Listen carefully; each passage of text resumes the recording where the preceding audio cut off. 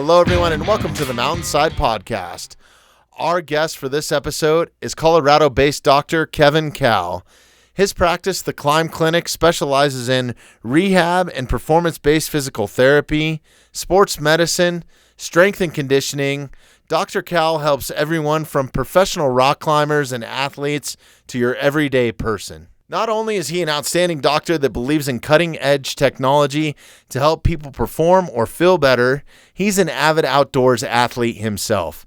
He rock climbs, mountain bikes, skis, hikes 14ers. I really enjoyed our conversation. I learned a lot from it, and I hope you guys enjoy the episode.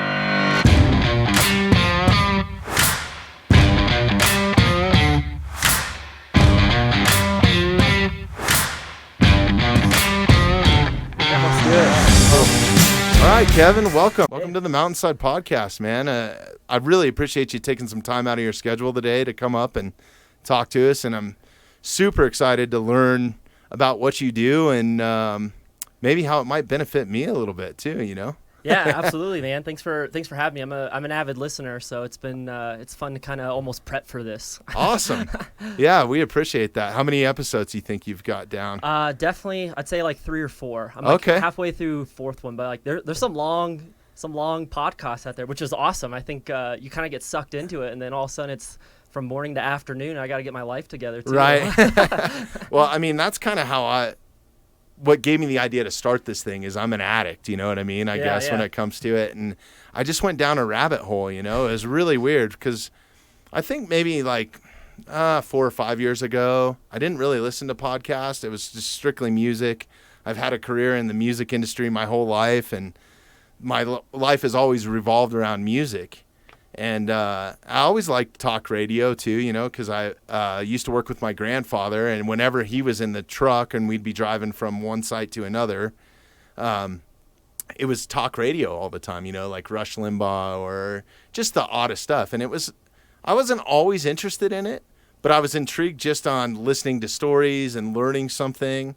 And I guess I just put that down for a long time once I went into the music business. Sure. And I guess I didn't really know what a podcast was until I went down the rabbit hole, and then there was just like any subject you want, really, right? Yeah, for sure. Yeah, there's definitely a lot of comfort in just kind of like tuning out and listening to some of these, kind of hear other people's experiences, and I mean, like I feel like I discovered them just going on like road trips, and like you got to listen to something. You can listen to your jams for so long, so it's been cool and it's cool to listen to your guys' podcast too during this time. Awesome, yeah. And I mean, that was kind of another catalyst, was this whole stay-at-home order and all that. Yeah.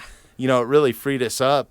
Jeremy's in the same industry that I'm in, and we find ourselves traveling quite a bit, and we both have kids, you know, so when you're home, you don't have time for hobbies so much. Sure. You know what I mean? Agree. Your hobbies are yelling at you that they want macaroni and cheese and the Frozen movie or whatever, right? That sounds like a daily basis for me. Yeah.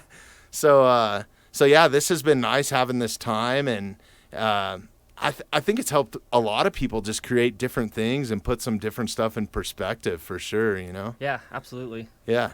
So can we get into, you're a doctor. Yeah. Yeah, and you specialize in a lot of different things.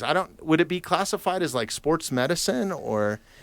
Yeah, there's so many like titles and names out there that at the end of the day, I just want to be known as like the rehab and strength specialist. Like okay.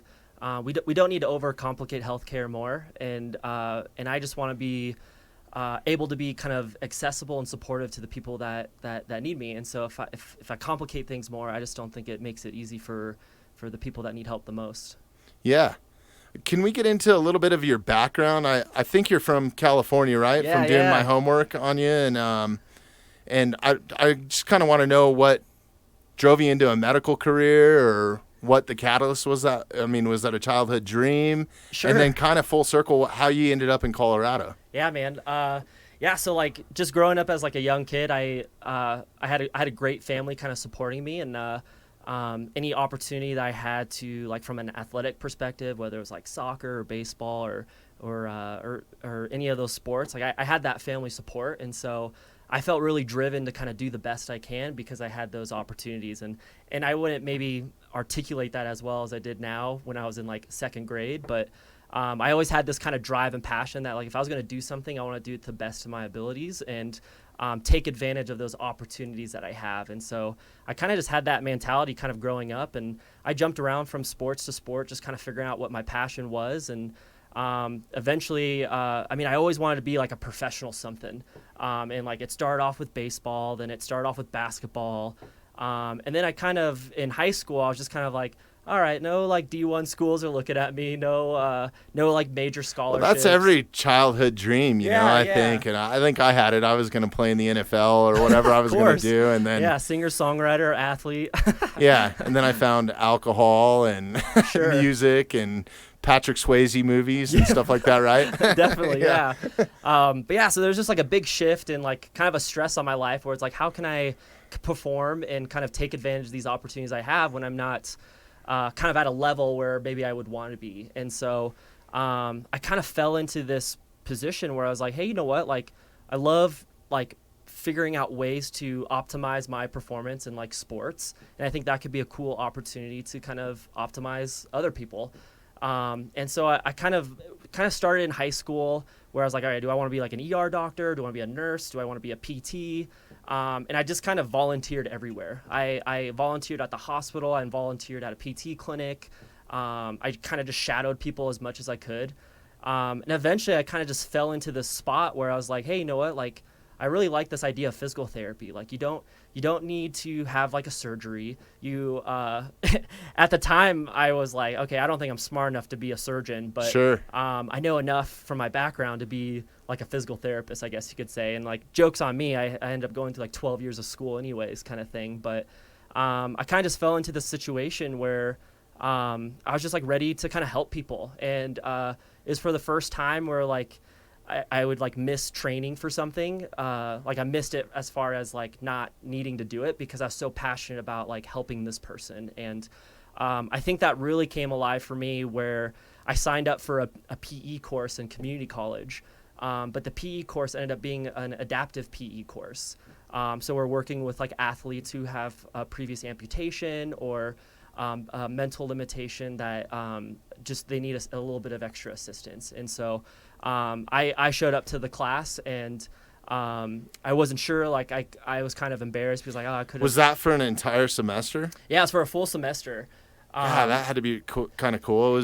I mean, were you working with the same kids or the same adults on a daily basis or something like that? Yeah, so I ended up actually talking to the teacher and I was like, hey, listen, I needed like a PE credit for community college, but like I just kind of loved like that. Like I went through the whole first day, and I was like, I love like what you guys are doing here, and I want to find a way where I could be a part of it, whether I'm just like connecting with a person, whether I'm helping them with like a specific exercise. And at the time I didn't really know how to like articulate or put it together, but I was like, I knew I wanted to be a part of it. And so, the teacher was awesome because he's like, yeah, we could use the help. You can help track athletes. And it was a huge spectrum. It went from like 12-year-olds up to like 50-year-olds. Oh, wow. And so, yeah, through that whole time, it was kind of nice because I was quite the introvert at the time. And so it was just one of those things where it just kind of exposed me of like, okay, what are things I'm good at? What are things I'm not good at? Like how do I feel comfortable like talking and kind of expressing my feelings with everybody? And I'm sorry, was this in high school or what age were you? This was in college or? This was in college, yeah. So okay, I might not have been listening well enough. But unbelievable. Yeah. No, it's cool. But yeah, it started in community college, and then, I mean, like, long story short, I just kind of kept seeking out those opportunities of just like volunteering. I think helping. It's great that you volunteered to kind of find your path because I think so many people maybe just dive into something, right? Yeah. And they don't really know what they're signing up for. And then, or I've seen it happen to a lot of my friends, you know, where like they wanted to be pilots or whatever it was. And then after it was all said and done, it's like, that's not what I want to do anymore. You know what I mean? Definitely. But yeah, so it was just kind of cool because I was able to, at that time too, I was doing a lot of like high level like triathlons. That was like my big passion at the time. And I was kind of racing around the state and even around the country. So is that like Ironman type stuff or is it Spartan type stuff? Or it's kind of so the triathlons that I was primarily focusing on were kind of like the half Ironmans and some of the shorter distances. And I showed promise with like the shortest distance, the sprint triathlon. So you did it was like a 500-meter swim, 12-mile bike, and maybe like a 5K run. And so I was super lean and just like training 5 hours a day. But at the same time, I was kind of finding my place in like another community and another passion with that class. And so I finally just like made the switch. Was like, I love doing this high level performance and training, but I feel I see a better future for myself finding a way to be a teacher or a nurse or ER or just something that I can help someone else out. Yeah, that's awesome. Yeah. Yeah, and you probably don't have to deal with a whole lot of blood and guts, do you? I mean, yeah, like that definitely helps a lot. Man, that too. was a hard thing because I come from a family of firefighters, you know, and I was. Yeah, me too. With the mustache and everything. Okay. Yeah, you look like you could wear the firefighter badge. Me, not so much, but yeah, man. You know, I talked to my grandfather. He was a firefighter for a long time and trained firefighters and did all kinds of crazy jobs and gigs and just a real man's man, you know what I mean? Like a real badass. And he told me one time, because I was considering it, you know, I was like, hey, well, you know, what do I got to do to get into the fire academy, and what kind of schooling do I have to go to for like fire science and all that sort of stuff. And he just said, you know, you got to kind of know what you're signing up for. And I'm glad that he was honest with me, because he said for every fire that we go to, we probably go to 100 car accidents on a rescue unit or something like that, you know. And for him, that was the hardest thing, I think. Sure, yeah. Was seeing stuff like that. And then I was just kind of, I always had a weak stomach when it came to that, you know what I mean? I hunted my whole life growing up, and I've seen some serious carnage, you know, in the middle of that. When you're field dressing an animal, it's not the prettiest sight, but and I would get emotional even at that stage, you know what I mean? So I couldn't imagine what it'd be, and I have just mad respect for our first responders or anybody 100%. In the medical field, especially right now with everything that's going on. So shout out to all those men and women out there that are protecting and serving, man. It's awesome. So yeah, it's definitely I didn't at the time when I was looking for what I wanted to do for my life, and like I think my parents even kept suggesting like, oh, you should be a firefighter like your father and your grandfather. And but like it's tough. I mean, my dad would be gone for like 4 or 5 days on like a normal like shift, but then he would take overtimes, and especially when like events and circumstances were more strenuous. I mean, it's a taxing job, and I would even hear some of the stories like you were saying. I was like, I don't know if I'm up for that, and I don't know if I have the capability to make an impact in such a short period of time with someone. And that's where I kind of ended up being kind of shooting the physical therapy route, because you end up making a connection with that person. It's not just a body part. It's not just a technique. It's like you have to build this relationship in order to be successful. And I know even physical therapists right now have a hard time doing that, just because our healthcare system is just kind of filled with chronic pain. And if more people keep coming through the door, then we either have to shorten time or tell people to turn them away. And that's just something that is that we're working as a profession, but it's just challenging because I know other fields are dealing with that as well right now. Yeah, and I don't want to go too deep into this or sidetrack too much from your background, but with the whole stay-at-home order and the way that doctors' offices are working now and your practice, I'm sure it was really hard to do physical therapy on FaceTime or however you guys were doing it, over the phone, or right? I mean, because it's just not the same as like you and me sitting here having a conversation with eye contact and body language and all that sort of stuff is the reason why we do the podcast, you know, for sure, on a one-on-one basis. And it's not, we're trying to stay away from doing it any sort of video cast. So I can only imagine how much it gets lost in translation, or just people just get sidetracked, I think, you know, a little bit. Definitely, yeah. It was definitely a huge challenge and shift, because I was gearing up the clinic that I'm currently. So I work at the Climb Clinic. That's the clinic that I started for kind of rehab and strength training. I opened up my new facility in a climbing gym that had their grand opening in March. Oh, and wow. So they kind of opened up their gym, and then almost a week later, we had to kind of shut down.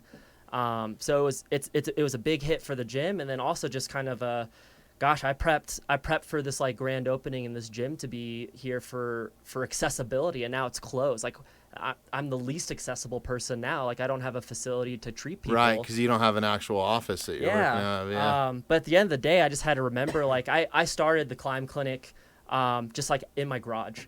I was a director at like a very well-known physical therapy clinic, and I just like many other healthcare providers, I was probably overworked, and I wanted to treat every patient as best as I possibly could, and so I kind of just exhausted all my energy in the time slot that I had with that patient, and I eventually got to the point where I had some friends who were climbers, and I've been an avid climber for the last like 5-6 years, where they're like, hey, I went to PT or chiropractor or acupuncturist, and they kind of discharged me, but like I still can't climb. Like I can pick up a jar and open up a pickle jar, but I still can't rock climb.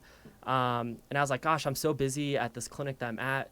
Like why don't you come over to my house? I have a climbing wall in my garage. I kind of built this like facility in my garage just because I'd wake up at like 5 a.m. to like work out and climb, and then I'd go work for like a 10-hour day. So okay. Long story short, word got around that I was just kind of seeing some climbers. I was spending like hour and a half, 2 hours with these climbers, and just giving them an objective approach to address their concerns. And that was just like it's such a cool experience, because I was really treating my community. Like I consider myself a rock climber, and it was just cool to be able to help someone so directly that I care about so much.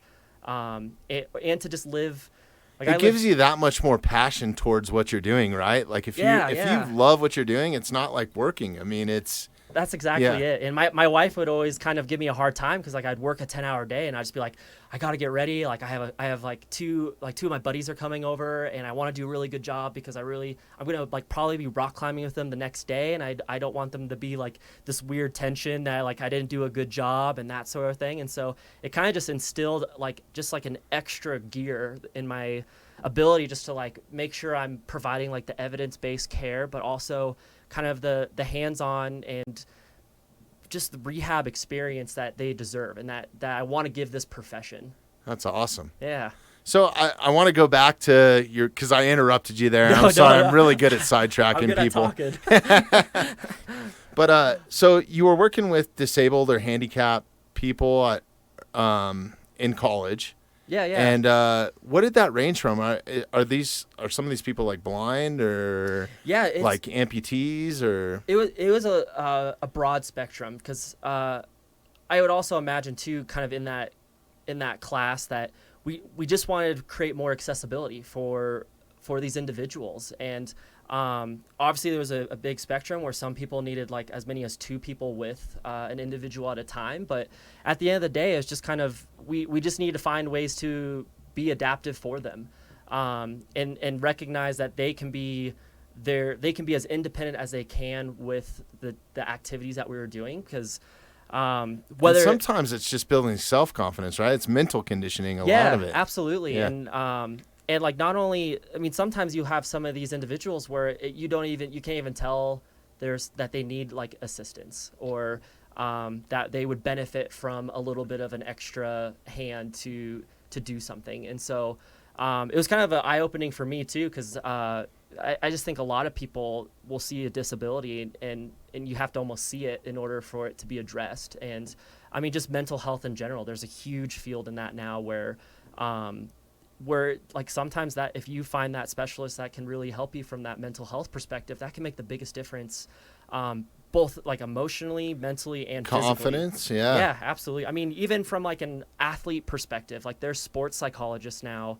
I mean, this is like I just veered off a ton, but no, it's all good. But yeah, it plays a huge role, and that's something that rehab specialists need to kind of recognize too, that plays a huge component. And do you still work with some people that have disabilities or anything like that, or like? Yeah, I definitely do. I mean, that was one of the big reasons I wanted to be in the climbing gym. Is you're gonna hear me say accessible all the time, but like at the end of the day, like I'm really stubborn, and like I would do the same exercise routine over and over again if I had like a little bit of success.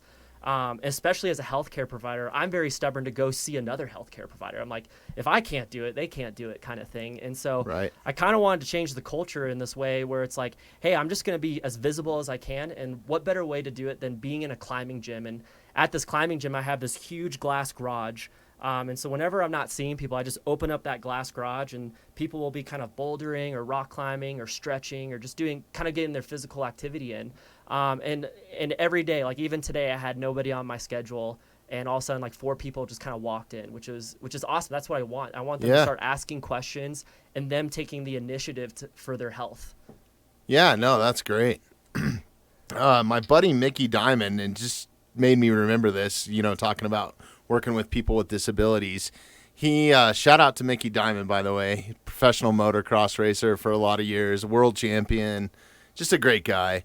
But he was working on a project with a guy.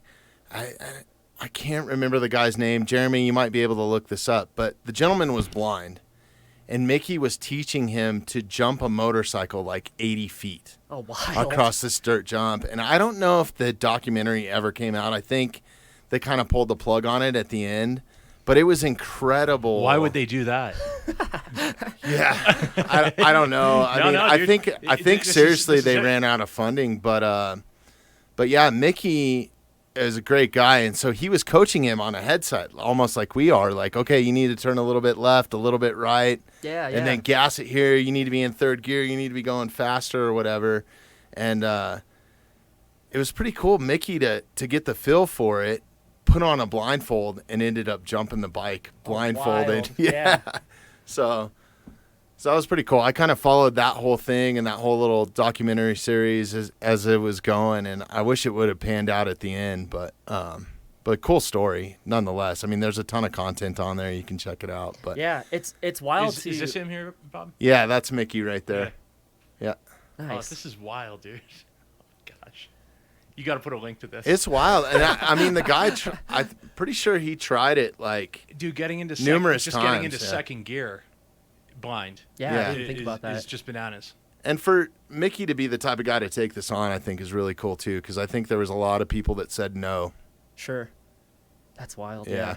You hear stories like that all the time, though, even whether it's just in like rock climbing, whether it's in any other sports. Like, you can't just like put a limitation on an idea or a concept. And one of the coolest kind of organizations I've been able to either just like volunteer at and just kind of be a part of it is Paradox Sports. And they do a really great job of just kind of building a community versus kind of isolating individuals that might need more assistance with rock climbing. And there's some strong climbers. And they're here in Colorado? Yeah. The best part about being in Colorado, and especially in like the Boulder area, it's kind of a mecca, right? Yeah, it's this climbing mecca. And so like you just get a lot more individuals who are becoming very skilled at their activities. And what's really cool about that is like with Paradox Sports now, they're building a community where you're just working with adaptive athletes, and I say working pretty loosely because at the end of the day, like a lot of them climb harder than I do, and they've been able to just kind of fine tune their training and their learn their strengths and their weaknesses and their limitations, and are able to adapt. And so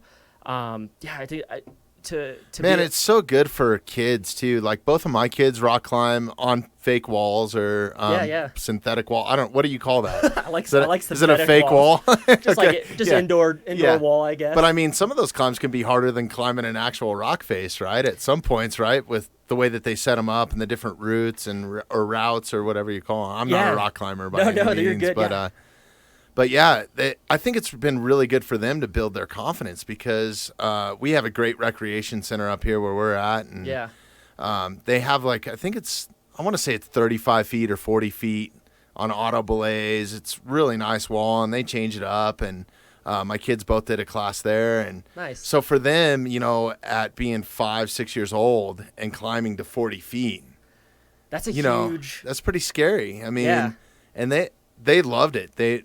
At first they were scared, and then the whole goal was like, I think they had a squeaky toy or something at the top of it. Perfect, yeah. But man, what a great confidence booster for any kid. So I highly recommend if you have kids, at least let them experience that. Make sure you're going to a safe spot, but yeah.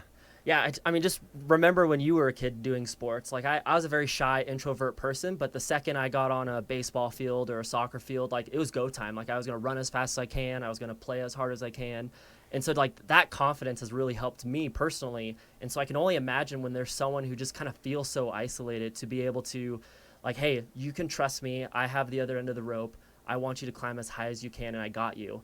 And I want you to kind of overcome that fear, whether that's of heights or just a failure, and it's just a cool experience, and I even get that still out of rock climbing. It kind of drives me. Not to mention the workout, you know, yeah, like definitely. Yeah. I've climbed a lot of structures in my life, you know, and what I do, but they're almost like climbing ladders, you know. It's aluminum trussing and you have all the perfect handholds.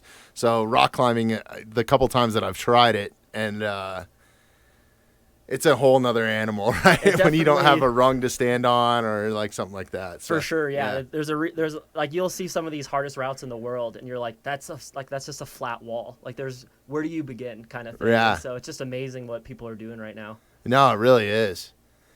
So as a doctor, you specialize specifically kind of in sports medicine, and now specifically almost in the niche of rock climbing.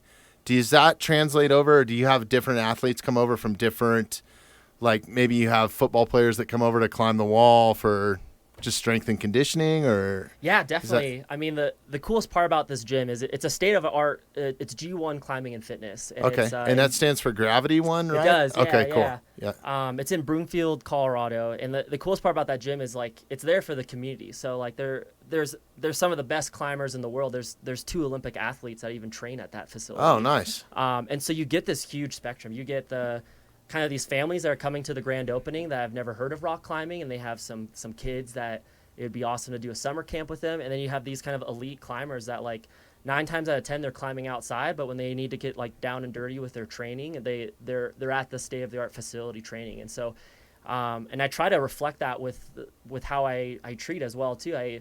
I've seen a lot of high level climbers, but I think the unique part about being in the climbing facility and kind of promoting this like embodying the strength and conditioning aspect as well too is I get a lot of individuals that like, hey, I know you're a rock climber. I've seen you treat rock climbers. Like, if you could treat that, I feel like you could totally treat my shoulder because it hurts just when I lift it over my head. So like, if you're getting people doing one-arm pull-ups, like I think like I feel like you're the guy I want to talk to because you're not only like living it, you're treating this patient population, this community, and also you have the evidence. You're a doctor of physical therapy.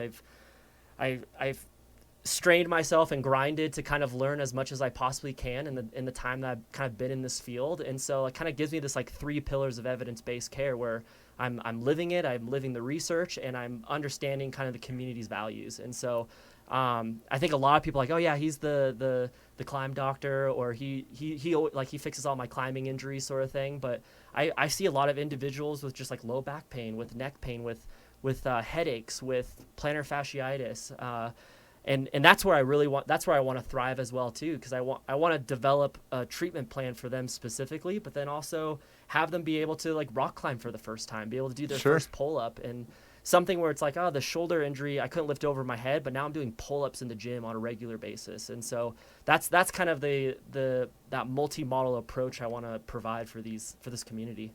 That's awesome.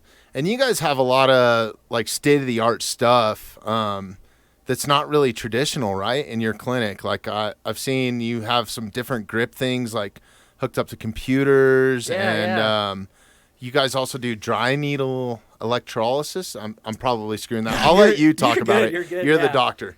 The biggest thing, I mean, even from just like a personal level, like I'm very objective. Like I'm not one of those guys where it's like, oh, it feels good, it doesn't feel good, I'm gonna keep doing it. And so I want to be able to provide people with like objective data, saying like, hey, I know you're experiencing pain, but here's the objective data that's showing me that you're actually getting better, you're getting stronger, you're progressively loading these tendons and tissues that might have been injured, and you're developing strength. You're able to pull harder. You're able to push easier. And so like I think one of the things you're mentioning is I have this device that's essentially a strain scale. So if you like went to like an old-fashioned airport and you had to hang your suitcase on a scale, it'll be like, oh, this is 51 pounds. You're gonna have to take a pound out in order to fly this plane. And so I've had a lot of athletes who've even been through rehab in the past, and they're like, I've had this guy and that guy, they didn't really help me. Like, what do you got that's different than someone else? And I was like, hey, listen, I want to help you, and I'm not going to spin your wheels. Here, let's do some assessments. Let's get some objective data, and then from that data, let's make your program as specific as we can to you and your goals. So And you kind of have to do that for these high-level climbers because some of them work out more than I do. And so I can't just rely on personal experience, but I can certainly rely on kind of the evidence that we have for tendon health, for strength and conditioning, for rehab, for dry needling. And so I want to provide this like multi-model approach and give them the best quality care that I can. And being accessible in the climbing gym allows me to do that. And I'm able to have the time to be able to do it as well too. So going back to that strain scale, what I oftentimes will have athletes do, even if they're not climbers, I'll say, hey, I want you to isometrically pull as hard as you can on the strain scale. And I'll even like put some weights on them so they don't lift themselves up. And that isometric component basically means is you're contracting the muscle, but the joint's not moving. So you're creating this like resistive force and you're trying to meet that force. And oftentimes what we can do is I can measure the left side and the right side. I can even measure it in like a very specific pattern where it's like, hey, it's whenever I'm climbing, it's this like reachy move out to the side on a side pull that really agitates my shoulder. And say, okay, let's replicate that position. And then I'm going to have you measure it so I get some objective data. And sometimes I'll say pull until you, just before you notice that discomfort. And then let's say like, oh, they pulled 65 pounds. And say, okay, like let's develop a strengthening program now where like, hey, you know that 65 pounds you can pull and it doesn't hurt. I want you to do kind of like maybe like 5 sets at 75% of your max effort. And we'll say your max effort is 65 pounds. So now they have this objective plan for the next 2 weeks.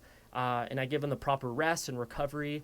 And at the end of the day, a lot of these athletes will say like, hey, you know what, like I didn't dive into that pain. It felt really good. Like I feel more confident now that I'm like actually pulling in that position that causes my pain. And I'll remeasure them and I'll do another max effort attempt. I say, hey, just pull as hard as you feel comfortable. And sure enough, they're pulling like 20 pounds harder because they develop that confidence. They develop a tolerance to that tendon and that muscle, and they're progressively loading it. Is this kind of like one of the setups there? Yeah. Something similar to that? So the reason I kind of demonstrated this in this kind of Instagram post is you've been stuck at home and just making badass videos is what's been going on. I've seen some of your videos. You're in pretty damn good shape yourself, man. I saw you doing like one arm pull-ups, inverted. Like I don't even know what the hell you were doing, man. It was amazing to me. So I kind of went through kind of like you were saying, like when quarantine hit, I kind of didn't know. I kind of just like harnessed all my energy and be like, I can't wait to be so accessible for these people to just like have them ask me questions, and I provide like free consults. And so like since the gym was opening, I was just like trying to get people not trying to get people in the clinic, but just like I'm ready for you. I'm ready to take on let them know that you're there. Yeah, your stress, your concern, and let's give you an objective plan. And so I have a really good friend and a roommate of mine that actually is a software engineer, and he's able to kind of develop this program on my computer screen here where you can kind of see, like visualize a graph of how hard you're actually pulling. And so that's kind of the strain scale in the photo there. So is that just like a dyno, like one of the Rock Exotic dynos or something like that measures weight or pounds per square exactly centimeter or whatever it is, right? Yeah. So the really cool thing about this company and the guy and the strain scale that designed it is like they basically say, hey, here's the device that does it. You kind of figure out what to do with the data. We want to know what you as a profession, like from a professional standpoint, would want to use it for. And I say, hey, I think visual feedback is a very powerful tool. Because let's say you have pain in your elbow, like everyone's kind of experienced maybe at one point in time, like lateral elbow pain or that like tennis elbow pain. And sometimes just like turning a doorknob could flare up your pain and you could be hurting all day. And so if I told you like, hey, I want you to pull as hard as you can on this weight, some people will be like, there's no way in the world I'm going to do that. Like, that's why I'm coming here to see you. That flares it up. Right. And so I'm saying, hey, you know what? Let's do this. I'm going to pull out my computer screen and you can visualize how hard you're pulling. And what I want you to do is like, I just want you to pull as comfortably as you can. You can pull as little as you want, as hard as you want, and I'll have them pull and they can actually visualize kind of like, okay, they're actually putting an input. They're showing like there's some muscular contraction that's occurring. I say, hey, you pulled like 20 pounds. Like that's not a bad thing. You're putting stress on it. But at the end of the day, that's what tendons and tissues need in order to.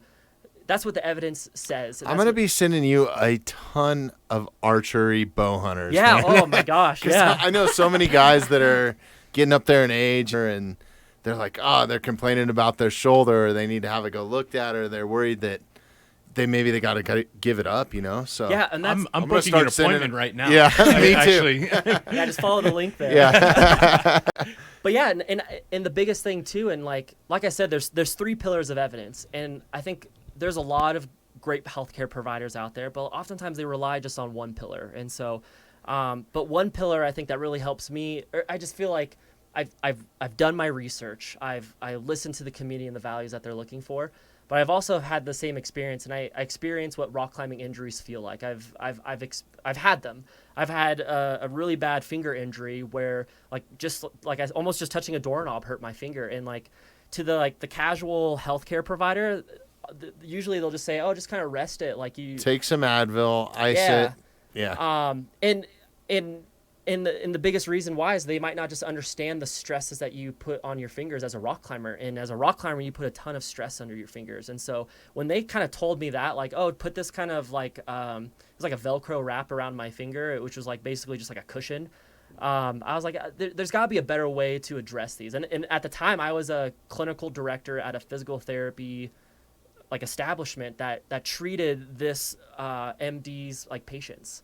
And so I'm like, gosh, if this is kind of the advice that they're giving, and then they're doing surgeries, and granted, not everybody's like that, but like that was just kind of a personal experience that really hit home to me, where it's like, gosh, this little pain in my finger is responsible for so much quality in my life. Sure. That like I need to figure out how to get it better, or else like I'm gonna have to like shift my whole lifestyle, like the people I hang out with, and because it's just going to hurt that I can't do the things that they're doing. And so that's where I kind of went down this road of like just finding these objective measures and like really hampering home the kind of strength and conditioning part. And that way it's really cool too, because you can actually see the progress that you're making, right? It's not oh, I feel better, I think it's better.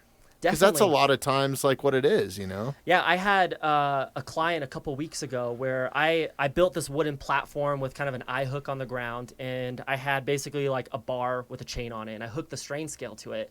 And I said, hey, you know what? It's your backs. They were so afraid just to bend over that their back pain was going to flare up. And I've been there. I know a lot of people. There's almost nobody that's never had never not have back pain before. Yeah. And so what I wanted to use this technique called graded exposure, where they weren't doing any physical activity. They weren't kind of moving around. They like had a hard time just like walking around. And I say, hey, you know what I want you to do is I'm going to set this bar in a position kind of like almost like the very end of a deadlift. So like their back slightly, their hips are kind of a little bit bent, kind of that one moment before you get that full extension. And I say, hey, I just want you to pull as comfortably as you can, kind of similar to the finger injury. And I had them pull, and I just said, I want you to hold it for about 5 seconds and relax. And I had them do that a couple times, and I was watching the graph. I wasn't showing them. And as they did it kind of over and over again, I kind of had some questions, and I was like, how's that feeling? Like, what are you thinking? Like, gosh, it still kind of hurts, but like I'm gonna like keep doing it. And I had them do it a couple times. And then I ended up kind of showing them the graph afterwards, and they were pulling a little bit harder and harder each time. And so what that did was it kind of gave them the confidence of like, hey, like, okay, I can kind of do this, and like my pain doesn't get worse. And I say, hey, you know what? As long as you put in the reps, you get stronger, right? Yeah, and for her, what we ended up doing was like we just developed this very specific plan where it's like, hey, I want you to just kind of work within this range of motion and start just building that tolerance to putting load on the joints, putting load on the tissues. And I just kind of gave her this like very simple plan. It wasn't like a 2-hour exercise routine. It was just like 2 or 3 movements I wanted her to do, but I had her do it very consistently. So it became more of like a habit of like, I'm going to pull on this. And over time, she got more and more comfortable. And then 2 weeks later, we remeasured that same thing, and she was pulling like 6 times as harder because she was so apprehensive in the beginning. And now she's just like we could put plates on a bar and she could actually kind of deadlift. And wow. And so we played this game where we kind of kept changing the angles, and it was kind of an isometric movement. So she wasn't like kind of like moving multiple joints at a time, but we eventually got her to a program where like, hey, I want you to deadlift, and I want you to squat, and I want you to work multiple muscles and multiple joints, because that's where you're gonna get the most health and benefit from it. It's not gonna be just a one joint movement where it's not even an exercise, but like we're going to improve your health. We're not just going to improve your pain. Awesome. Yeah. What do you recommend for like everyday spinal health? Because I'm a big guy on decompression, and I don't have an inversion table or anything. I just do it from stretching, and it seems to really help me out. But what are some other things that people could do other than like stretching or Definitely, something like that? yeah. There's the biggest thing I'll say is when people start kind of stemming these kind of questions to me, is there's not like I don't really like the cookie cutter approach or the like these are my favorite 5 exercises. Like, sure, just do them however you can do them and you're good. There's some people that just physical activity alone will reduce their pain, and the research will show that. Like, if you do physical activity, if you get your heart rate up, if you work multiple muscles, multiple joints, and that could be just walking. It doesn't have to be a deadlift or a squat. And so I had some clients where they've had chronic back pain where they used to be these kind of like almost elite athletes.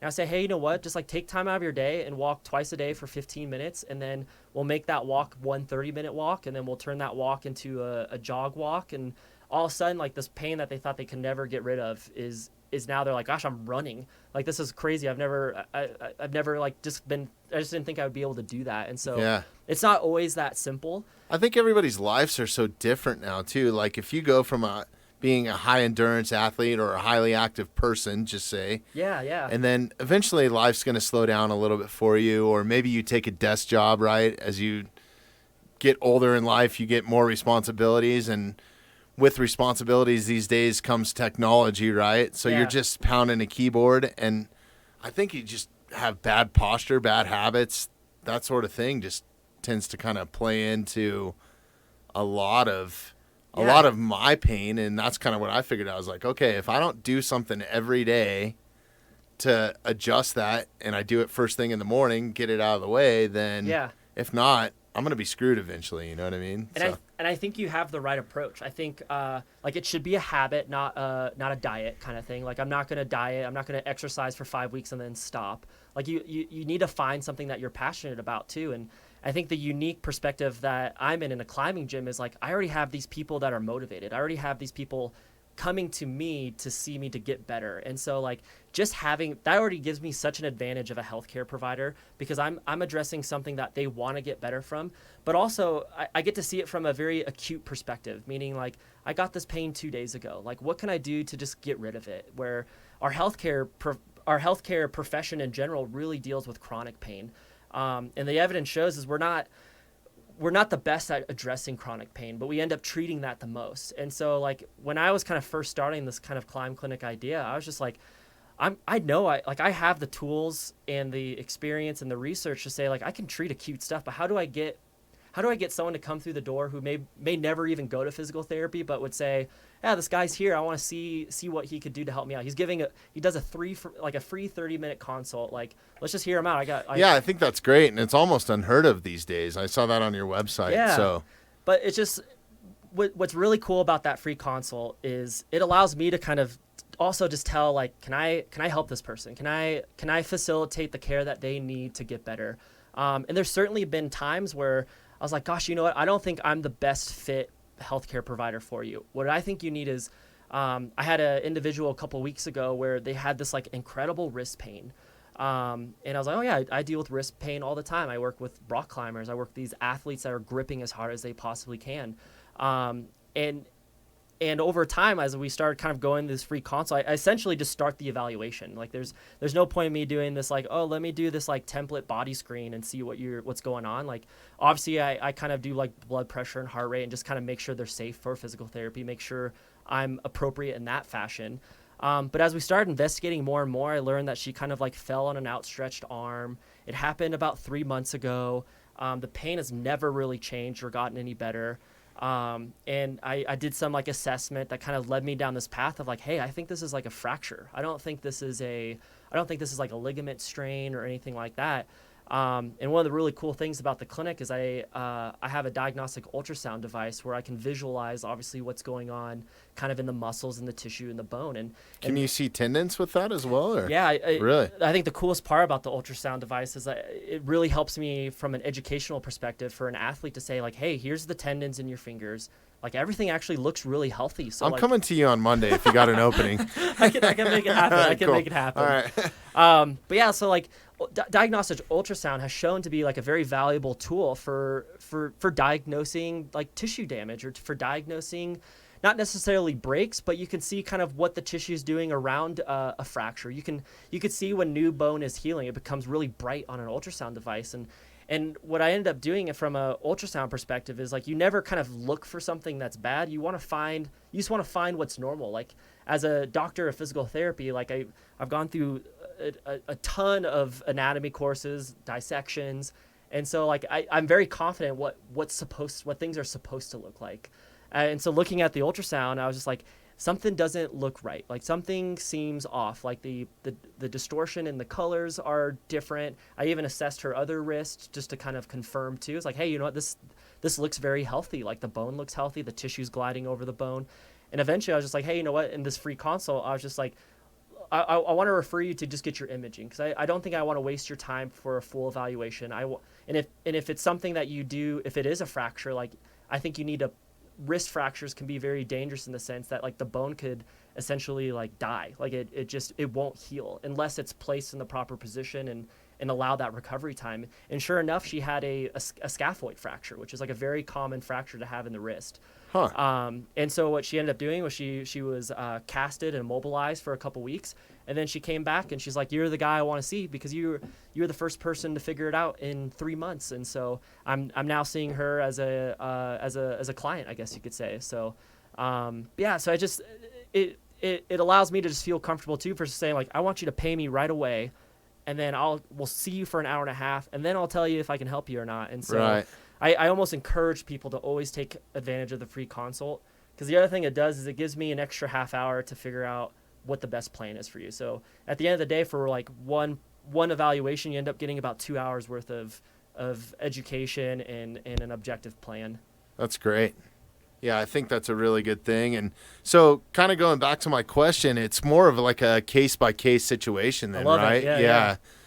So not everybody's the same, so there's not as kind of whatever floats your boat, right, at that point, or makes you feel good. Yeah, definitely. And the crazy part is there's so many people that are doing the right things, but it just needs to be tweaked. I usually never say, like, we need to change your training program or your routine completely. Like, I'm not telling someone that's a morning person to become a night person. I'm not telling someone who loves to rock climb that they need to go in the weight room for 2 hours a day. Oftentimes it's like, hey, let's like manipulate the intensity of the exercise. Maybe I'll have you do it a little bit faster, or you know what, like your 100 push-ups, like maybe help build muscle endurance, but it hasn't really developed your like actual strength. And like if you're doing 100 push-ups and then you're trying to do your 1 rep max on a bench press, the specificity of that exercise doesn't translate well for that 1 rep max. You want to kind of train like 5 sets of 5 within like a 75% of a max effort bench press in order to kind of and I think that's one of the great things, not to interrupt you, but I think that's one of the great things about you too that I noticed right off the bat is you're certified in strength and conditioning as well. Yeah, so it's not just physical therapy. At the same time, you can help people get stronger or be more mobile or whatever that is, you know? Yeah, definitely. I think that's the part that growing up, I was able to kind of develop that like strength and conditioning mindset of like, this is what I have to do. This is the work I need to put in. And I was very big on the idea of like, the harder I work, the harder I'll get, like the better I'll get. And so I'll spend like hours training. But as I obviously went through school, I started to realize like, hey, recovery is almost as important, if not more important than just like training straight through 7 days a week. And so it's been really cool to kind of use these kind of concepts from a strength and conditioning principles, but also from a rehab perspective. And what's really great about that is there's a lot of people that I end up seeing where there's this natural progression where it's like, hey, I'm not even like addressing my pain anymore. We're just like, I'm stronger than I've ever been. I'm doing like squats and deadlifts, something I never really considered, but I really enjoy it. And I'm pulling on my fingers harder on my left hand than my right hand, and my left hand was the injured one. And so it just becomes this overall like health and wellness and performance perspective too. And it's a lot of mental coaching almost too, huh? Or mental conditioning, I guess. Like just tweaking people's mindset to let them know that, hey, you can deadlift that, or you can. Yeah, definitely. Right? I never really thought about that. But and I think it's helped me a lot just from being from like a rehab background, because a lot of that mindset is like, do I have pain or do I not have pain? Is this good or is this bad? And there's always a time and a place for pain, and that you need to listen to it. But there's also a time and a place where we need to manipulate the pain or almost trick it and saying like, hey, you know what? I know you can't deadlift 100 pounds, but let's raise the bar up a little bit so you don't have to bend down as far. Let's lighten up the load. And You're not talking about me, right? Okay. Just very Just specific kidding. plan for you. No, sorry. But yeah, no, it's just kind of manipulating that exercise and just showing them like, see, you can do this activity without having pain. And same thing with rock climbers. Like, gosh, I can't climb this really hard route. It's like, just start with the basics, but know that we're strengthening the muscles and the tissues that are very specific to your goal. And I think people can, in a perfect world, this rehab and training would be very linear, where it's like, okay, I'm going to increase my strength 5 pounds every week. And oftentimes the pain will really distort that view, where it's like the pain, you'll have these flare-ups. That's kind of like the old school method, right? Like, yeah, from the linear perspective. Yeah. Definitely. So it still kind of holds true to some extent, but you could argue like if this linear progression was perfect, then everybody at the Olympics would be PRing, but that's not the case. Usually people PR in a bunch of different variations, but I think from a strength and conditioning principle and a start, I think that's a great way to look at it, is to kind of this like periodization. And so I try to teach those concepts from even at the very acute rehab phase to where then they can just apply those principles when they're healthy, where it's like, gosh, like, okay, like my back's kind of like my back's a little tweaked today. Like, okay, how was my recovery yesterday? I rested yesterday. That feels good. Maybe I'm just kind of like tight. Let me just kind of slowly kind of get moving, doing some general warm up. And then instead of just like deadlifting a bar that's like 200 pounds, I'm going to start kind of doing some part practice where I'll lift from the knees to the hips, or from the hips overhead, and eventually just kind of piece it together. And that might work great for you, but might not work great for someone else. And I think that's where I come in, and I can help just kind of tease that out and facilitate, like, hey, like, I get it. If you don't even want to do deadlifts, we don't have to do deadlifts, but let's find a way to load the back muscles in the core to develop the strength and also the confidence to do these activities. Okay. Makes a lot of sense.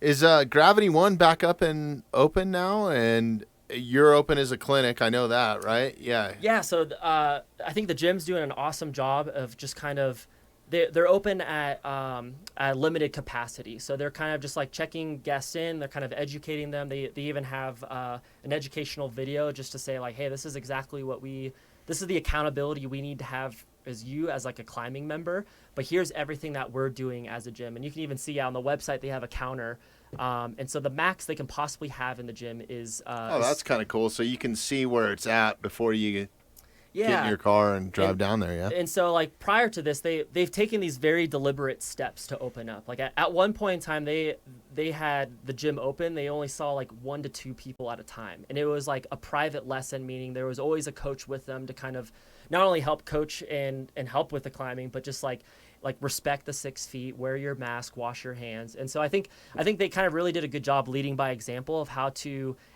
not only just kind of like open up when the gates open, but have like an established plan. And they've been able to kind of continue with this plan over time to where now they can have up to 50 people in this humongous gym, and have the staff to kind of support the social distancing and the washing the hands and that sort of thing. So and then my clinic's been I've been slowly kind of on that same page as far as kind of slowly opening up, but it's been really cool experience these last couple months is I've actually have more remote consults now than I do in-person sessions. And as much as I love that accessibility and like having like that hands-on experience, and because the power of touch could be sometimes that's all a person really needs, is just the show that you care, that you're kind of working their neck pain or that sort of thing. So I think there's a time and a place for that. But a lot of the stuff that we do as like a rehab specialist or a strength specialist is education. And so it's been really nice to kind of dial in my educational background and be able to provide it for somebody else and make it specific to their goals too. So it's made those consults really valuable, and there's a lot of clients now that I don't even see that live in Colorado, which is really cool, and just kind of providing strength and conditioning programs for them. So it's kind of broadened the spectrum a little bit then too, to who you can see, huh? Yeah, it's been fun because now that I'm back in the gym, I kind of started off seeing kind of some of those clients that I was kind of their only provider, and they needed kind of that assistance in order to improve kind of what we call ADLs, like your activities of daily living. Like I wanted to make sure I was there for them and a healthcare provider for them. But there's been a lot of clients now where I've seen kind of remotely, and then There's been a couple that have come back into the gym where we just kind of did some exercise technique and some hands-on stuff. Some dry needling is a great example for that. And what does that do exactly? I was curious on that because I'd never heard of it before until I saw your website. Is it like an electrolysis type thing? That's definitely, yeah. So there is you can place an electrical input on the needles themselves to kind of create like a stimulation to the muscle, the tissue, the nervous system. The biggest thing I like to use it as, it's definitely a tool, but there's evidence to back this tool in saying like, hey, this in conjunction to like a specific exercise routine or just activity plus the dry needling is kind of the key component there. And I think dry needling became really popular with this idea of like trigger point dry needling, where you're kind of like touchy, feely, finding a spot that feels really tight and just kind of jabbing that needle in there until that muscle like submits. But they're starting to Would that be like acupuncture? Is that not at all. I would argue. I think there might be some acupuncturists that are doing that. Okay. But from like a westernized medicine perspective, got it. Okay. They're saying like, oh, you put this needle in that muscle and we'll just loosen it up, kind of thing, I guess you could say. But the evidence has changed dramatically, where they're saying, hey, you know what, the trigger point, not only does it doesn't really help you, but sometimes it could just damage the muscle and the tissue to a point where it just makes you sore. You're not doing any long-term damage, but just like, God, my muscle's sore for the last like 4 days. Like, what did you guys do back there? But the really unique thing about a lot of the research that's coming out now is like, if you wanted to palpate a trigger point, like let's say there's a spot in the back of your neck where you're just like, that's the spot, I need to hit it. I would argue that you could try to put a needle right there and you actually don't even hit that spot, because your sensation that you have like from your nervous system isn't the most accurate, I guess you could say, and in kind of the simplest of terms. And so the electrical input actually provides an opportunity to kind of almost like, you can almost like throw a net over it, where you're saying like, okay, this is like the muscle that's irritated, and this is like the nerve is sending a signal to this muscle saying like, hey, I'm irritated. I'm going to tell this muscle to tighten up, to restrict its motion because it's bothering me.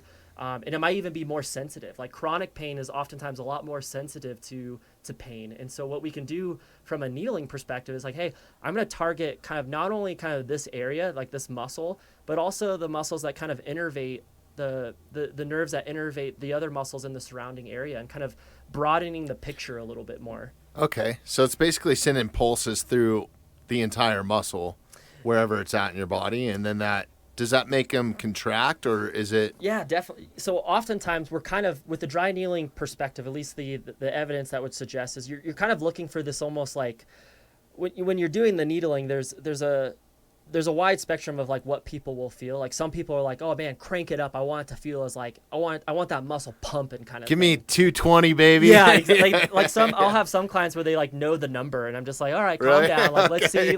Because the number is pretty subjective at times too. There could be some days where it's like, oh, I've only ramped it up a little bit. Sure. But we got that nice like muscle contraction. You're creating this like, you're creating an actual muscle contraction, but I'd argue it's not a strengthening muscle contraction. It's just simply almost just kind of, it's addressing the nervous system, I guess you could say, is the muscle is the structure, but the nervous system is what's sending the signal to the muscle to tighten up or to demonstrate pain or to create an like a movement pattern that's not comfortable. So do you think it's retraining the nervous system at that point, or it's just relieving it from some of its constant whatever it's meant to do, right? I would argue it almost, you can use it as a way to like down regulate. So if you have this like really tight muscle, and that's the easiest example. If it's like a really tight muscle, you can kind of just allow the opportunity to allow that muscle just to kind of almost relax, and even have, there's a lot of research that supports the short-term relief of dry needling, but there's definitely a lot more evidence coming out where you have dry needling plus exercise, plus mobilization technique, where there's a reason why that muscle is tight, and it's not a needle is not going to solve the issue. But when you combine it with kind of these other approaches that have evidence behind it too, where we know exercise is awesome. We know loading the joints and loading the muscles and getting them moving is almost like the healthiest thing you can do for a joint, followed by recovery and sleep. But if we could just add the dry needling to it can take as little as 10 seconds. It could take as long as like 15 minutes, depending on like if it's like a chronic issue where we want the electrical impulse to kind of just like allow that person to decompress, I guess you could say. But I want to be able to provide that tool for Does somebody. that help? I didn't mean to interrupt you, but yeah. does that help? My brain's going a million miles You're a minute good. here. Me too. I got a bunch of questions for you. Love it. But does that also help with brain health at all, or does it travel back to relieve some like sort of tension in the brain or the nervous system, I guess, that runs into the brain? Yeah, I would argue oftentimes when someone's experiencing chronic pain, there's sometimes where the tissue actually completely heals it. So let's say you have like low back pain is a prime example. If you have acute low back pain, it could just be a signal from the nervous system saying we need to protect this back, we need to brace it, we need to. I want the body to kind of protect itself. That's kind of what the whole point of pain is. It's amazing how the human body can do that too. Yeah, but incredible. The challenging part with our body as well too is sometimes it sends that signal when that signal doesn't need to be provided anymore. Even if there was like a tissue damage, like let's say it was like a very severe back injury and there was tissue damage or something like that. Not necessarily the disc. That's kind of a whole nother avenue, I guess you could say. But like let's say that muscle or tissue completely heals, you could still have that same feedback of the brain saying like, hey, you gotta be pretty sensitive back here. Like I'm gonna give you like a 6 out of 10 pain anytime you bend over. And so that's where not only like the educating the client or the person saying like, as you start moving, you start developing like tolerance, you start adding these lighter loads to the muscle, and eventually you kind of progress it more and more. And so what the dry needling could do sometimes is kind of disrupt that signal that the body's kind of still giving that person with their low back pain. And so there's even evidence, there's research that suggests that even through the fellowship that I went through, where they had a needling protocol going like up the kind of the upper back on the paraspinals and some of the musculature in the back. But they even done MRI studies where showing like if you kind of created pain in the low back, it actually demonstrates in the brain that they're like, hey, they're sending a pain signal. But you can also see in the brain where that pain signal is coming from. And sometimes it could be this like very small aspect of the brain, but like if you were to like poke someone in the back or something like that, all of a sudden like a huge signal bursts in the brain that is like way more broad than it needs to be, like on this kind of like the aspect of the brain that kind of visualize these like sensations, I guess you can say. So there's an aspect where you have to treat just the symptom in order to kind of get them to the next level. Okay. Makes a lot of sense.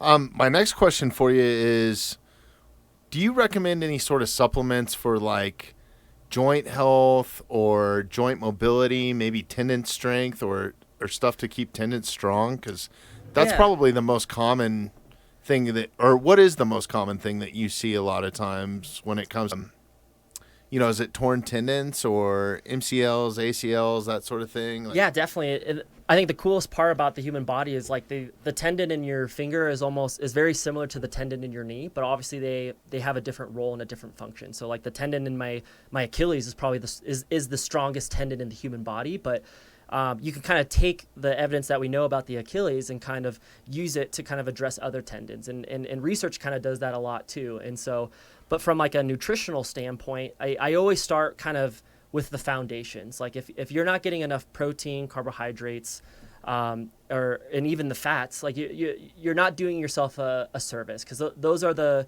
kind of the building blocks essentially for your general health of your tendons, your tissues, your cardiovascular system, the way your nervous system provides feedback to the human body. So I usually start there.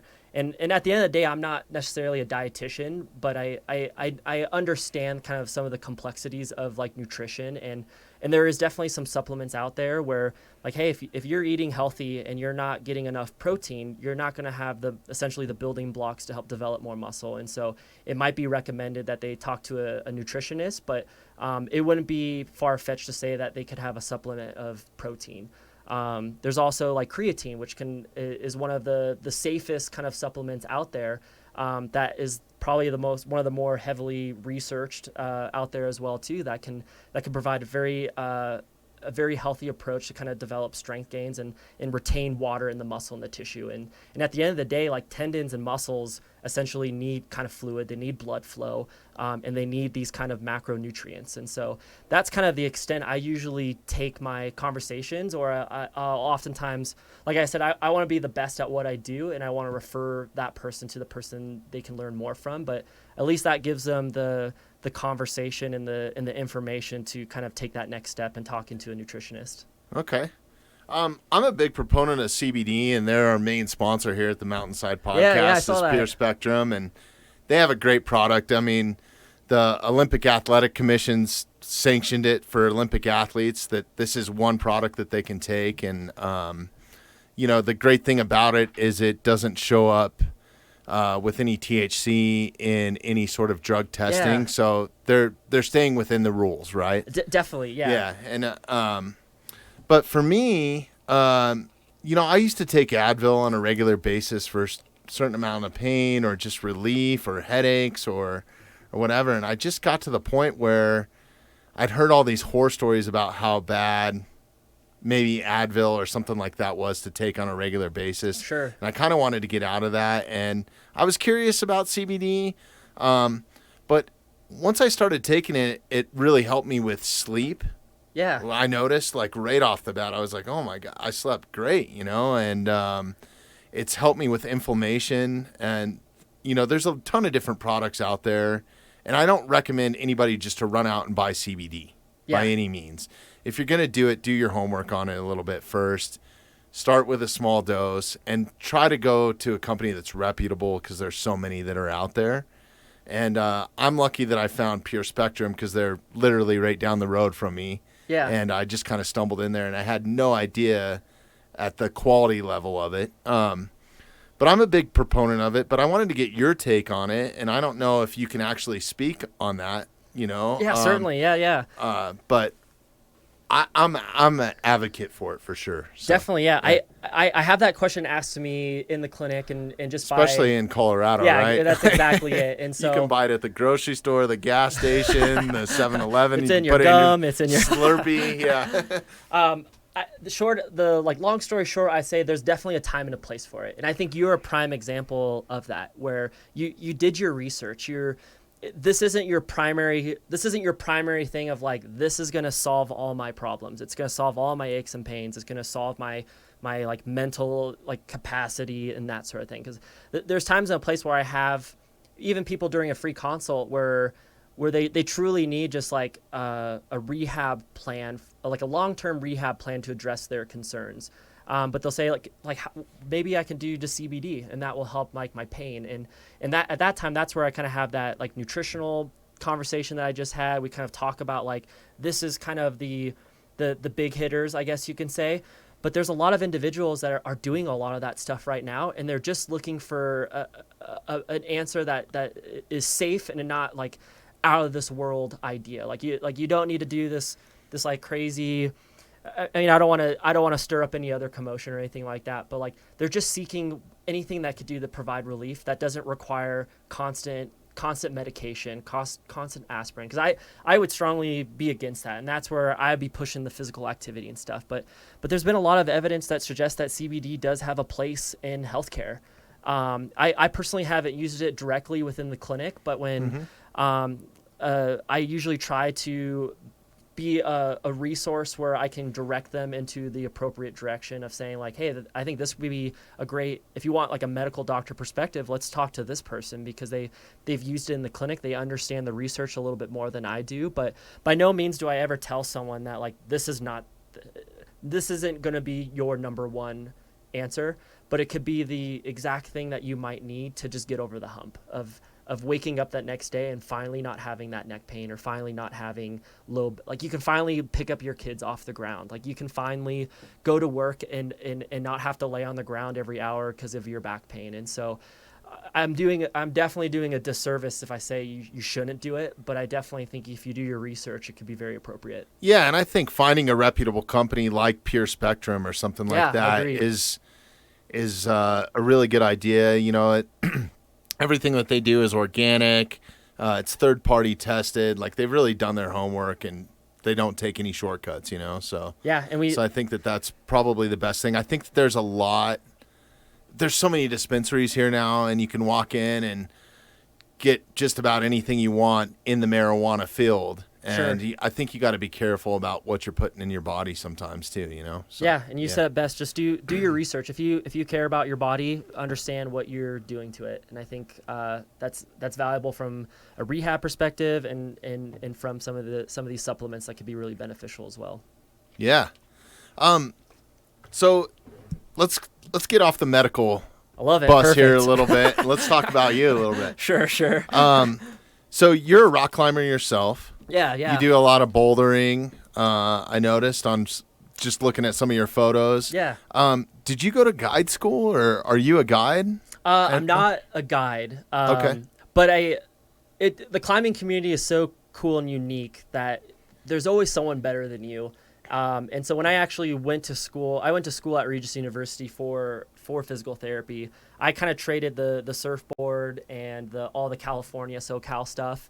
And I was like, I know what I need to do. I need to get better at skiing, and I need to try this rock climbing thing, because I think those are gonna be my two things. They're gonna be my two sports in school kind of thing. And I had some really cool classmates that were just.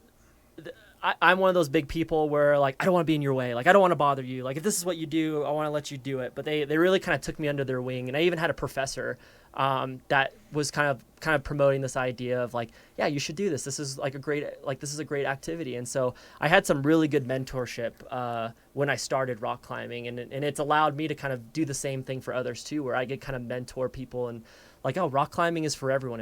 You don't have to be a certain size or a certain shape or a specific person. Like, I know introverts and extroverts that rock climb, and so I think that's the coolest part about being in this, like, tight niche community. That's really cool. Yeah. You do some 14ers too, I saw. Yeah, I've done some 14ers as well. Like I said, I'm a very, like, objective person, so if I'm not rock climbing, it's like one of those things where, okay, if I need to give my fingers a break, what can I do? And it's like, all right, I can walk up that mountain, I can go to the top of it, and I can, like, come back down. And I always try to do stuff that's kind of more outdoors, because I appreciate it. I think from, like, a mental standpoint, it really helps my motivation and that sort of thing. But then it's just kind of a cool feat to say that you've, like, checked off a goal here, and I think that just kind of builds my confidence as an athlete and being fit as well too. Yeah. Are you going for how many is there? There's 58 of them or something like that? There's like 56 to 58, depending on, like, what list you're looking at. There's a couple that are, like, kind of connected. But I tend to go through phases where, like, I've never just, like, climbed one every other month. I've either done, like, I think the last stint of 14ers I did was like 14 in, like, 2 weeks. Because I wanted to be going up a 14er is a great accomplishment. And I wanted to just kind of test how much more I could do. And so there's a couple 14ers that you can kind of connect, where, like, you could do one and then you can move to the next one and do the next one. And so, and my wife's always cracking up, because is that considered cheating then, or? Yeah, depending depending on who your buddies are, right? Depending on who you're counting. And I would say there's definitely people that would say, like, you have to climb, I think it's like you have to climb 3,000 feet of elevation to each 14er. And I started doing that because, like, I don't want people thinking I snaked all of these 14ers in, like, 2 weeks because I took shortcuts. Zip lining between them or something stupid. But I did this one 14er where I was, like, in my car, and I had my phone, and I had the, like, trail map up to it. And this 114er, you can almost, like, drive almost to the very top of it. It's not. There's one right here that you can do. Mount Evans, you can drive to 14,000 feet in a half an hour. It's awesome. And so, like, Mount Evans, that was, like, probably the first 14er I ever did. But this was kind of more of, like, a secluded 14er, and I was just like, I, like, drove up to where, like, there's the sign that says this is the 14er you hike, and it's, like, maybe, like, 2 miles or, like, 3 miles. But it was only, like, 1,000, like, maybe 1,200 feet of elevation gain. And it's like, hey, if I have to play by the rules, I have to, like, go down through, like, another 20 or 1,800 feet. And so I, like, turned my car around and I, like, started driving down the hill. But I'm, like, passing people's houses. I'm on a road now. And I was like, I'm gonna do it. And so I, like, woke up at, like, 4 a.m. and I, like, started hiking. But then, like, cars were, like, driving past me to go hike the 14er because they were parking at the trailhead. Right. And so like it was a cool experience. I got to the top and it was fine and everything, but I was like that wasn't very enjoyable because for the first like 3 hours I was hiking on a road. Yeah, just sucking exhaust fumes on a mountain road. And so that's where I played the game where I was like, I want to connect them now. Like sure, like I won't be able to be in those discussions that I like hike the 3,000 feet of elevation gain, but like I think it was a cool feat to kind of be able to kind of plan ahead, have like a map and like a goal of like when I was going to like eat and when I was going to rest, like when I have like signal, if I needed to like contact someone. And so I'd try to connect these like 2 or 3 a day, or I'd connect 2 and then drive to the next one and connect another 2. And that's where I kind of played this game where I think in the course of those, I think I've done like a little under half of the 14ers that we have. But they're both in That's a pretty good feat. Yeah, it's been fun. I really enjoy it because I end up taking my wife in our truck and she sleeps in the car while I kind of hike them in the morning, and I try to get back before she's even awake. So that's why I'm like up at like 4 a.m. But yeah, it was just kind of a fun feat to kind of connect them all and just be like, yeah, like in a 2-week span I've climbed like 14, or I hiked 14 of them kind of thing. Oh, wow. Yeah, so it's been it's not like my primary goal, but have you done one where there's a mix of climbing that's involved to get to that 14,000 feet, or are there any routes that are like that you know of? Or yeah, there's definitely a couple. So like they kind of rate the mountains by like I guess a class. So there's like class 1, class 2, class 3, to like class 5, and then when you get to kind of like this class 5 route, that's where you kind of you might have heard these numbers like in Colorado where someone's like, oh, I climbed a 512, which is like a rock climbing route where you should be roped in. Typically you're roped in for safety and that sort of thing, and you climb it. But it's kind of almost that same class. If I'm correct, it's kind of the same class. But a lot of the 14ers I've done already have been like class 1, class 2, class 3. But I'd argue those kind of like class 3, class 4, class 5, you should either have a partner or be have kind of a short rope and some climbing gear just to kind of prepare for kind of scrambling where you're kind of like on your hands and knees a little bit, or there's a lot of loose rock up there as well too. So you kind of have to be, it kind of gives you a little bit of a warning sign of like, hey, this is like a dangerous activity if you go above this, but it's doable. Jeremy, can you look up, I don't know, I could be wrong on this, but I think that there's like an average of about 12 people a year that die trying to do these. And that, I see people all the time that are maybe just taking off up a trail. I ran into a guy the other day, and I was super deep. I mean, like bear country, deep fishing. I had my son with me, and we were pretty far back there, and he had rode in on a bicycle. Oh, wow. And we had hiked in, and he didn't have anything with him. And I mean, there was weather coming in, and we're at probably 11,000 feet at that point. Sure. Doing some high country fishing, and it was just crazy to see some guy on a road bike. I don't even think you're supposed to have a road bike back where he was at. Well, yeah. But I'm just like watching him go by me, and he's asking how to get to a certain lake or a certain peak, and he has no jacket, no pack. I'm just... It's scary sometimes because I'm always that guy that's always went prepared, and especially with kids, I have a GPS that I carry with me, like one of those little Garmin's that at least has an SOS device on it. Yeah. So... It's tough because when you see those people on the trail, like I feel like I have a sense of responsibility to be like, gosh, I saw this guy. So if someone doesn't see this person again because they're like ill prepared or they don't have it's wild when people don't have like a water bottle with them. Like there's even on some of these, like Bierstadt is a very short, safe, fun 14er, but there's a lot of people where all it takes is like a little bit of heat and lack of hydration where that altitude can really mess with you. And so it's tough because you don't want to be that, like, there's been times where I've hiked just with other people and just like making sure they're okay. Like I didn't directly say like I'm going to take care of you kind of thing, but like there's some sort of like you could say like a mountain responsibility where like you got to take care of each other even if they don't know it, I guess. I don't know if that's the right way to say it. I think it's not only for your safety. If 8 or 9 search and rescue guys have to come after you and go off the side of a mountain, or they have to fire up a helicopter, there's a ton more risk that is now being involved in. Check this out, Bobby. Here's total deaths in Colorado 14ers from 2010 to 2017. It's 57. Wow. And then it's they break it down here they break it down by peak too, huh? Yeah. Maroon Bells is up there, but I always thought Maroon Bells was the worst. Well, I guess it is. It's that and Long's Peak, huh? Recently, in the last like year or two, I think Maroon Bells has been.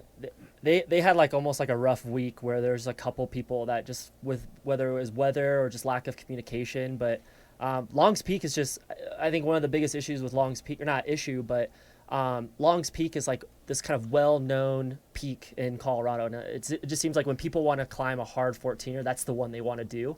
But it's like longer than a marathon. There's a lot of loose rock. Like I'd argue you should wear a helmet for a lot of it. And then there's a lot of very exposed area, meaning like there's not like a nice handrail that you can hold onto as you cross these things. So I could be wrong, but by no means am I like a 14er expert, but it's one of those things where I think there's a lot more novice people thinking they can do Long's Peak. And I think that's why it's one of the biggest reasons. That's the biggest danger. It's not that these like 14ers you have to do like jump over fire or anything like that. It's just kind of that it kind of plays with your confidence level, but also just like I'm driven. I've hiked with people where it's like I'm getting to the top no matter what, and they could be like dragging their like broken leg up the mountain. Yeah. So when you have that mentality combined with such a long and vigorous activity, I think it becomes really dangerous. Yeah, and I think probably one of the most dangerous things, and I don't know what these deaths occurred from, but I mean, the weather can change at that altitude. It gets very, very severe. Lightning is right here. Super gnarly. Check this out. Yeah. The cause is falling is 38, falling rocks is 5, avalanche 3, heart attack 2, lightning. Yeah. That makes. I mean, if I had to kind of guess, I would have said falling rocks. I mean, avalanche. That makes sense. I mean, you can have an avalanche even not in the snow. So it's it's, and a lot of people ski up 14ers, which is or skin up and ski down too, which is kind of cool. It's. I mean, I've done it. It's a really cool experience. But like, I was so glad I was with some friends that like were kind of knew what they were doing, and we had our beacons and stuff like that too. But there's still people that just don't take those extra precautions, and it's unfortunate because a lot of that stuff seems preventable. Yeah, it really does. And like I was saying, the weather can just change in a heartbeat. You can be up there in a t-shirt, and within a matter of minutes, like it snowed here on June 8th or whatever it was, right? And at 14,000 feet, I think it was over a foot of snow. Yeah, that sounds about right. And like then the weather, they had to reclose the road that they had just opened on Evans. I know that. So yeah, I hiked a 14er where it was like snowing and raining on me the whole time, and I finally got to the point where I almost had to like rely on my GPS to figure out where the trail was. And I always crack up because I can look at my phone and like you could just see me like moving around in circles, like, oh man, the trail's right there on my phone, but like I kind of like walked around trying to figure out where it was. And I like hiked back down. I was like soaking wet and a mess. My wife just like gets out of the truck, like throwing the ball for the dog, and it's all sunny down there too. Yeah. And so it's just like I couldn't even like share that. I mean, not that I was like ready to tell her how like dangerous that situation was, but it was just like, okay, like that's why people like she wouldn't have been concerned for me up there, even like how dangerous the weather was. Yeah. I highly recommend those like GPS devices, just like the one I got. And there's a bunch of different ones out there. And all different price levels, too, that do different things that help you with navigation. Mine, you can actually send a text from. Yeah. And the subscriptions aren't that bad. And they also offer an insurance plan. So if something does happen, those rescues can get quite expensive. So I highly recommend getting the insurance. You hope you never have to use it, but that $200 or $300 a year that's exactly is going to save you a ton of money from a helicopter rescue or something. For sure. I listened to this podcast, and I'm hoping to get one of the guys on from it, but it's Non-Typical 14ers. Great podcast if you're into doing 14ers. Yeah, I'll check it out. They're just a real laid-back, good conversations.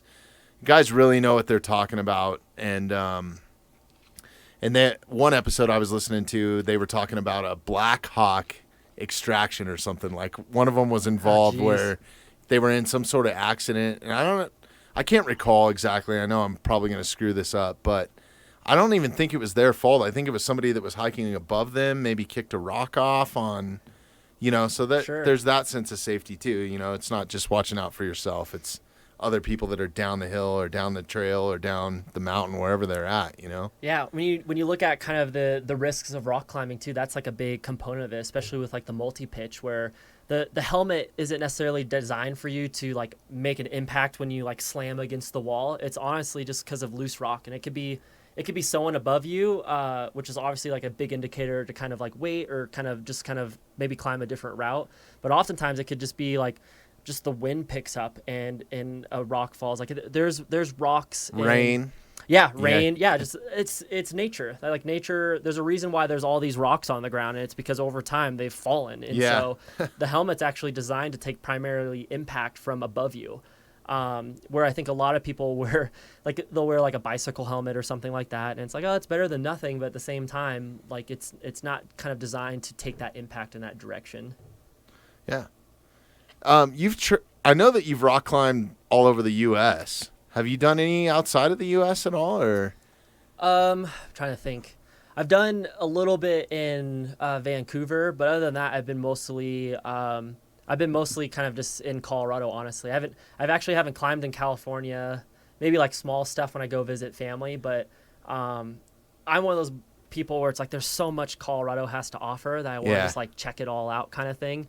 I never want to leave. Like people are like, oh, I want to go here and go do this, hunt or exotic hunt. Yeah, exactly. I'm just like, I don't want to go. Right. I mean, I guess I'm lucky because my career it's taken me around the world, and I got to explore some national parks outside of the U.S. and stuff like that, and see some of that stuff. But Colorado's a great spot, man. It's a There's cool a lot. place to be. It has a lot to offer, especially if you're an outdoors person.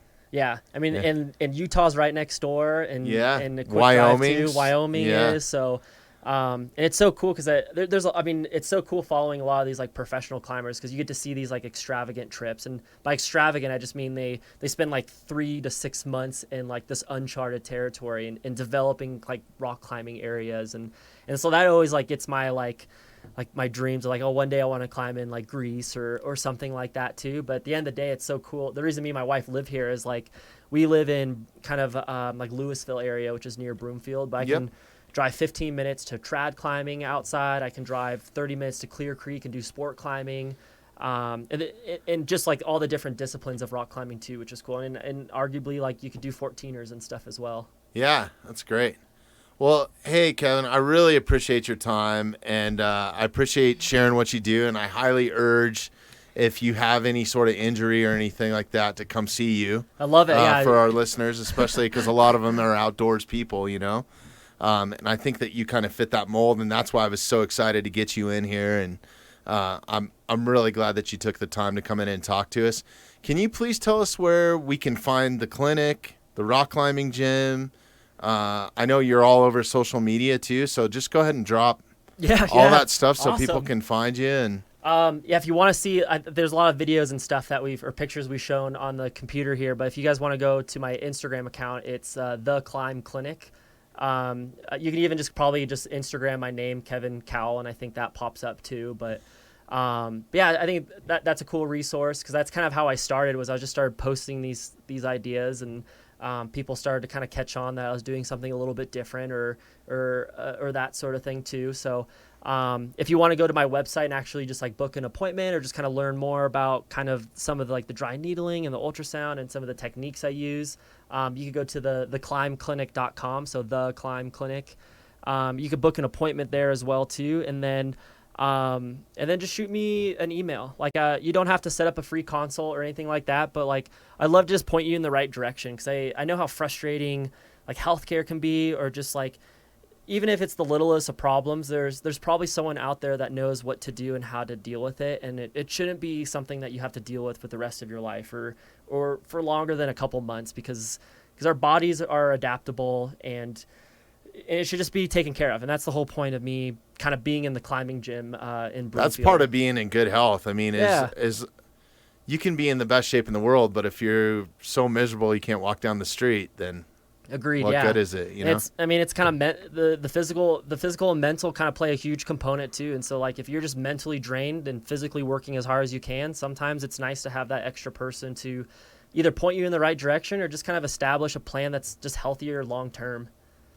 Yeah, that's awesome. Well, thanks again. I really appreciate it. Thanks, everybody, for listening. Jeremy, you all good back there? All good, thanks. All right. Awesome. Thanks, guys.